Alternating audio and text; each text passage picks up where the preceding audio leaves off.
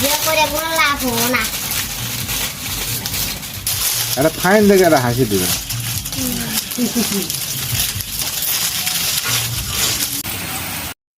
আসসালামু আলাইকুম, কেমন আছেন সবাই? আশা করছি ভালো আছেন।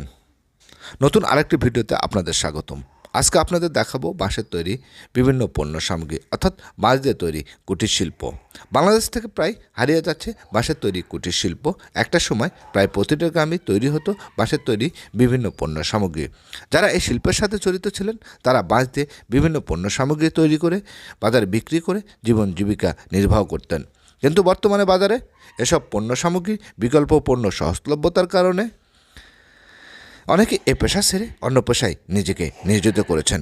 বাঁশের তৈরি কুটির শিল্পকে বাঁচাতে হলে সরকার সহ বিভিন্ন সংগঠনকে এগিয়ে আসতে হবে, দিতে হবে প্রণোদনা।